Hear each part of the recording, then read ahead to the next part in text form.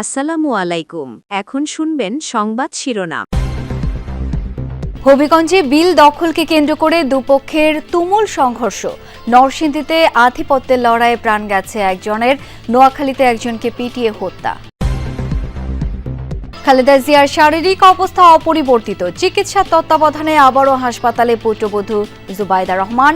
বিদেশ যাত্রার বিষয়ে সিদ্ধান্ত হয়নি এখনো। বাগেরহাট সদর হাসপাতালে রোগ নির্ণয় পরীক্ষার আধুনিক যন্ত্রপাতি দীর্ঘদিন ধরে বাক্সবন্দী। দক্ষ জনবলের অভাবে বন্ধ আইসিইউ সেবা, ভোগান্তিতে রোগীরা। সকাল 11টার সময় একটা টেস্টের জন্য দিয়েছি, কিন্তু এখন প্রায় 1-1:30 বেজে গেছে, এখনো রিপোর্টটা পাইনি। গোপালগঞ্জ শহর জুড়ে অবৈধ ব্যাটারি চালিত রিকশা আর ইজি বাইকের দাপট, বিশৃঙ্খল চলাচলে জনভোগান্তি চরমে। স্থানে আমি সময় মতো পৌঁছতে না, যানজটের কারণে। এদের কোনো লাইসেন্স নেই, অবৈধ এরা। গাড়ির টার্ম দিছে, একটা ইজি বাইক এসে আমার গাড়িটা লাগাই দিছে। আসসালামু আলাইকুম। এতক্ষণ শুনছিলেন সংবাদ শিরোনাম, এখন শুনবেন বিস্তারিত। হবিগঞ্জের লাখায়ে বিল দখলকে কেন্দ্র করে দুপক্ষের মধ্যে সংঘর্ষ হয়েছে। এতে আহত হয়েছেন অন্তত ৩০ জন। সেনাবাহিনীর চেষ্টায় পরিস্থিতি নিয়ন্ত্রণে আসে। নরসিংদীর রায়পুরাতেও আধিপত্য বিস্তার নিয়ে সংঘর্ষে জড়ায় দুপক্ষ, এতে প্রাণ যায় একজনের। আর নোয়াখালীতে পিটিয়ে ও কুপিয়ে হত্যা করা হয়েছে একজনকে। টেটাবল্লম নিয়ে সকাল থেকেই মুখোমুখি অবস্থান নেয় দুপক্ষের শত শত মানুষ। এক পর্যায়ে বাধে সংঘর্ষ। রণক্ষেত্র হয়ে ওঠে হবিগঞ্জের লাখায়ের স্বজন গ্রাম। স্থানীয়রা জানায়, ধলেশ্বরী খাঞ্জাবিলের দখল নিয়ে শিবপুর গ্রামের জনকল্যাণ সমবায় সমিতি ও সন্তোষপুরের আনন্দময়ী মৎস্যজীবী সমিতির মধ্যে বিরোধ দীর্ঘদিনের। এরই জেরে সংঘর্ষে জড়ায় দুপক্ষ। খবর পেয়ে ঘটনাস্থলে যায় পুলিশ, তবে থামানো যায়নি মারামারি। পরে সেনাবাহিনীর সহায়তায় পরিস্থিতি নিয়ন্ত্রণে আসে। 2 ঘন্টার সংঘর্ষে আহত হন অন্তত 30 জন। বিলের দখল নিয়ে এর আগেও একাধিকবার সংঘর্ষ হয় দুপক্ষের মধ্যে। পূর্ব বিরোধীরই একটি জের ধরে আজকে উভয় পক্ষের মধ্যে উত্তেজনা এবং উত্তেজনা পরবর্তী এই মারামারির ঘটনাটি সংঘটিত হয়। তো পরিস্থিতি এখন শান্ত আছে। নরসিংদীর রায়পুরার নীলক্ষ এলাকায় আধিপত্য বিস্তার নিয়ে সংঘর্ষ হয় দুপক্ষের। স্থানীয়রা জানায়, নাজিমউদ্দিন মেম্বার গ্রুপ ও ফেলুমিয়া গ্রুপের মধ্যে দ্বন্দ্ব চলছে।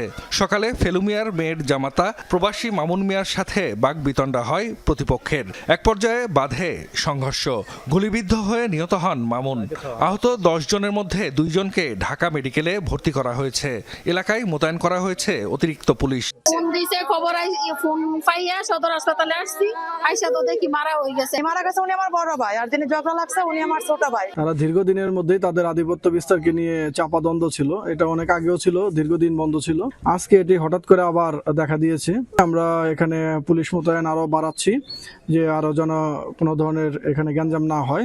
বেগম খালেদা জিয়ার শারীরিক অবস্থা এখনো অপরিবর্তিত, তবে সবশেষ সিটি স্ক্যান রিপোর্ট স্বাভাবিক এসেছে বলে জানিয়েছে মেডিকেল বোর্ড। এর আগে খালেদা জিয়ার শারীরিক পরিস্থিতির উন্নতি না হয় 2 দফায় পিছিয়েছে বিদেশ নেওয়ার সিদ্ধান্ত। খালেদা জিয়ার উন্নত চিকিৎসার জন্য যুক্তরাজ্য যাওয়ার সংশোধিত তারিখ ছিল রোববার, তবে মেডিকেল বোর্ড সিদ্ধান্ত না দেয় তা আপাতত স্থগিত। বিএনপি মহাসচিব বলছেন, চিকিৎসকরাই সিদ্ধান্ত নেবেন এই ব্যাপারে।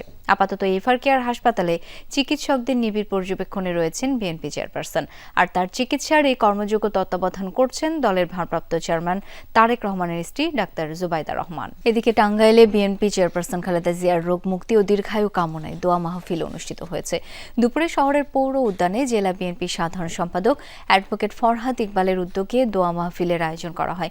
মাহফিলে জেলার দলীয় নেতাকর্মীরা অংশ নেন এবং খালেদা জিয়ার দ্রুত আরোগ্য কামনা করে বিশেষ মোনাজাত করা হয়। বক্তারা বলেন, খালেদা জিয়া দেশের গণতন্ত্র পুনরুদ্ধার সংগ্রামে গুরুত্বপূর্ণ ভূমিকা রেখেছেন। তার সুস্থতা দেশের জন্য প্রয়োজনীয়। নানা সমস্যায় জর্জরিত বাগেরহাট জেলা হাসপাতাল। প্রায় 40 লাখ টাকায় কেনা অটোমেটিক কেমিস্ট্রি মেশিন 3 বছরেও বাক্স থেকে বের করা হয়নি। এখনো পুরনো পদ্ধতিতেই চলছে রোগীদের পরীক্ষা নিরীক্ষার কাজ। অন্যদিকে জনবলের অভাবে কোটি টাকার যন্ত্রপাতি সম্বলিত আইসিইউ ইউনিট তালাবদ্ধ 11 মাস ধরে। এমন দুরবস্থার কারণে প্রতিনিয়তই ভোগান্তির শিকার হতে হচ্ছে রোগীদের। বাগেরহাট 250 শয্যা হাসপাতালে রোগীর চাপ এখন নিত্য নৈমিত্তিক ব্যাপার। 2000-এরও বেশি রোগীকে সেবা দিতে হয় প্রতিদিন। বিভিন্ন রোগে আক্রান্তদের সুবিধার কথা চিন্তা করে প্রায় 3 বছর আগে কেনা হয় অটোমেটিক কেমিস্ট্রি অ্যানালাইজার মেশিন। অত্যাধুনিক যন্ত্রটি প্রতি ঘন্টায় 3 শতাধিক নমুনার ফলাফল দিতে পারে।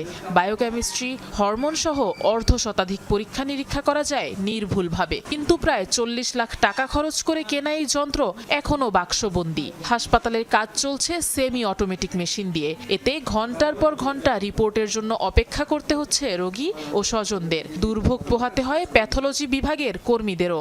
সকাল 11টার সময় একটা টেস্টের জন্য দিয়েছি, কিন্তু এখন প্রায় 1-1.5 বেজে গেছে, এখনো রিপোর্টটা পাইনি। যদি আমাদের প্রতিদিনের রিপোর্টটা প্রতিদিন দেওয়া হয় তাহলে আমাদের খুব উপকার হয়। সেমি অটোতে কাজ করি, আমাদের অনেক সময়ের ব্যাপার। বিলম্ব হয় অনেক ক্ষেত্রে, একদিন অথবা একাধিক দিন তাদের হাসপাতালে আসতে হয়।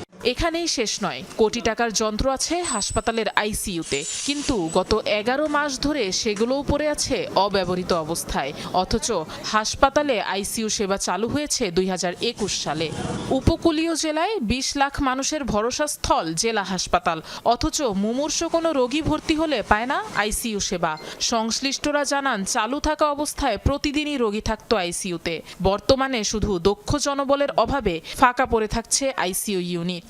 সেবাটা অচল অবস্থা থাকা বিধায় আমরা রোগীদের আইসিইউ সেবা থেকে রোগীরা বঞ্চিত হচ্ছে। বন্ধের ফলে যে রোগীরা আসেন তারা এই জায়গায় বাগেরহাটে আমাদের এখানে কোনো এই সেবাটা পায় না, যার কারণে এরা অনেক ভোগান্তিতে পড়ে। গোপালগঞ্জ শহরের প্রায় সব সড়কই ব্যাটারি চালিত অটোরিকশা ও ইজি বাইকের দখলে। ট্রাফিক আইন না মেনেই চলছে এসব বাহন। ফলে তৈরি হচ্ছে দীর্ঘ যানজট, দুর্ভোগ বাড়ছে সাধারণ জনগণের। সর্বোচ্চ 4000 ব্যাটারি চালিত রিকশা ও ইজি বাইক চলাচলের রাস্তা থাকলেও চলছে কয়েক গুণ বেশি, তাও বেশিরভাগই লাইসেন্স ছাড়া। সড়ক আইন কিংবা ট্রাফিক পুলিশকে বৃদ্ধাঙ্গুলি দেখিয়ে গোপালগঞ্জ শহরের প্রধান সড়কগুলো দাপিয়ে বেড়াচ্ছে অবৈধ বাহন। হাজারো ব্যাটারি চালিত অটোরিকশা আর ইজি বাইকের বাড়াবাড়িতে বাজার এলাকা থেকে পাচুরিয়া পর্যন্ত এমন বিশৃঙ্খলা রোজকার চিত্র। এছাড়াও পাবলিক হল রোড, চৌরাঙ্গি সহ আরও বেশ কয়েকটি এলাকার অপ্রশস্ত সড়কে কয়েকটি লেন তৈরি করে চলছে যানগুলো। চালকদের অনিয়ম, যত্রতত্র পার্কিংয়ে তৈরি যানজটে চরম ভোগান্তিতে স্থানীয় বাসিন্দারা। একেবারে 10 বছর এটা ছেলে অটো চালাচ্ছে এবং বাড়ি দিল, পড়ে যে আমার হাতটা ভেঙে গেল। এদের কোনো লাইসেন্স নেই, অবৈধ এরা। গাড়ির টার্ম দিয়েছে, একটা ইজি বাইক এসে আমার গাড়িটা লাগাই দিয়েছে। গন্তব্যস্থানে আমি সময় মতো পৌঁছতে না যানজটের কারণে। বিপাকে শুধু স্থানীয়রাই নয়, এতে অটোরিকশা সামাল দিতে ট্রাফিক বিভাগের কর্মকর্তাদেরও নাজেহাল অবস্থা। যতগুলার গাড়ি চলছে সবগুলার অনুমোদন পৌরসভা দেয় না, এগুলা ম্যাক্সিমামই তাদের অনুমোদন ব্যতীত চলছে। এজন্য পরিমাণটা খুব বেশি হয়ে গেছে। তারপরেও আমরা সর্বোচ্চ চেষ্টা করছি যেন যানজটটা নিরসন থাকে। পৌরসভার তথ্য মতে শহরে সর্বোচ্চ 4000 ব্যাটারি চালিত যান ও ইজি বাইক চলাচল উপযোগী সড়ক থাকলেও বাস্তবে চলছে কয়েক গুণ বেশি, যার বেশিরভাগই লাইসেন্সবিহীন।